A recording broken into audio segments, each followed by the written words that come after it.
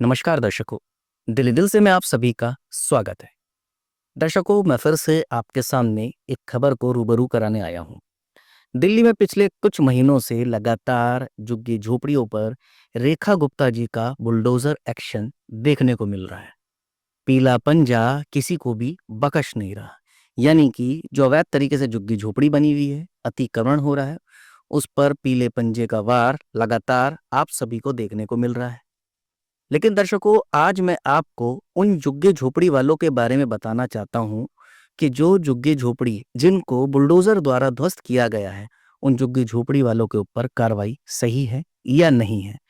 आज मैं इसकी सच्चाई आप लोगों के सामने लेकर आया हूं। आपने देखा होगा कि कई झुग्गी झोपड़ियां ऐसी हैं जो अवैध रूप से बनी है, कुछ रेलवे की जमीन पर, कुछ नाले के ऊपर। जैसे नाले की सफाई जरूरी है तो उनको ध्वस्त किया जा रहा है, लेकिन उनको मकान भी दिए जा रहे हैं। ऐसे नहीं कि किसी को उजाड़ दिया जा रहा है और उनको कुछ नहीं दिया जा रहा। इसके अलावा मैं आपको एक बात और बता दूं कि ये जरूरी नहीं है कि सभी को मकान मिले। अब कोई 5-6 साल पहले से आके बस गया है तो वो किस चीज का हकदार है?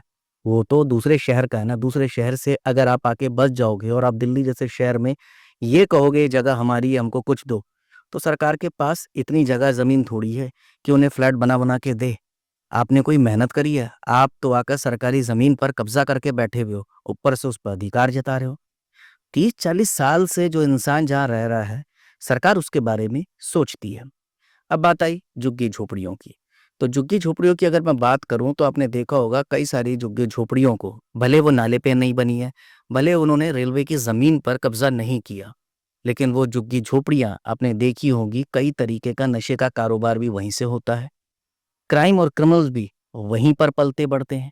इसलिए उन झुग्गी झोपड़ियों को भी ध्वस्त करना जरूरी है, क्योंकि उन झुग्गी झोपड़ियों को अगर ध्वस्त नहीं करेंगे, भले वो कहते हैं हम बहुत गरीब हैं, ऐसे हैं वैसे हैं, लेकिन सच्चाई क्या है आम लोग जानते हैं कि उन झुग्गी झोपड़ियों में होता क्या है।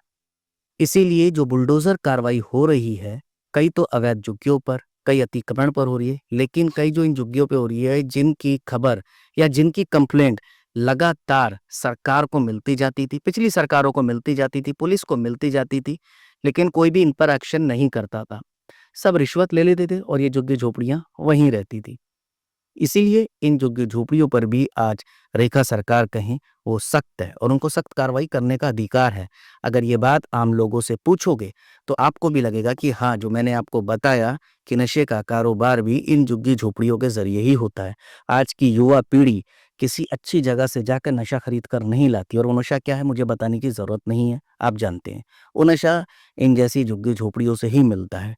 कई महिलाएं जो ये कहती हैं कि हम गरीब हैं, ये है वो है, नशे का कारोबार ज़्यादातर वो महिलाएं भी करती हैं। अगर जो दिल्ली का निवासी होगा उसे खुद को पता होगा कि इसमें सच्चाई है या नहीं है। तो मैं आपको ये कहना चाहता हूँ कि कई सारी जो झुग्गी झोपड़ियाँ हैं जिन पर एक्शन पिछली सरकारों के दौरान पुलिस को लेना चाहिए था, उन्होंने नहीं लिया। उन्होंने रिश्वत खाकर उन लोगों को और उन झुग्गी झोपड़ियों को वैसे ही छोड़ दिया। इसीलिए अगर रेखा सरकार सख्त है तो शायद वो दिल्ली के बेहतर भविष्य के लिए सख्त है, और उनका सख्त होना बेहद ज़रूरी है। उन झुग्गी झोपड़ियों को ध्वस्त करना और उन लोगों को वहीं भेज देना जहाँ से वो आए हैं, क्योंकि ज़्यादातर लोग दिल्ली के निवासी है ही नहीं। इन लोगों की अपनी-अपने घर, अपनी-अपनी ज़मीनें हैं, लेकिन ये लोग दिल्ली में आकर रह रहे हैं और कारोबार क्या कर रहे हैं, ये मैंने बता दिया, बाकी सब लोगों को भी पता है। तो मैं रेखा सरकार से एक ही चीज़ कहूँगा कि नाले के ऊपर जो झुग्गियों का अतिक्रमण हुआ, अवैध कब्ज़ा हुआ है, वो तो ठीक है, वो सरकार देख ही रही है, कानून देख ही रहा है अपने तरीके से, लेकिन कानून को इन झुग्गी-झोपड़ियों वालों के खिलाफ भी कुछ करना चाहिए, जहाँ पर नशे का कारोबार होता है। क्योंकि दिल्ली के युवाओं को लगातार नशे की लत लगती जा रही है। ऐसा ना हो कि दिल्ली सहित पूरे हिंदुस्तान का भविष्य सिर्फ नशे की लत में ही डूब जाए।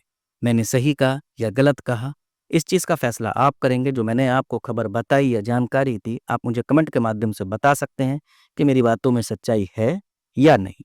नमस्कार, धन्यवाद।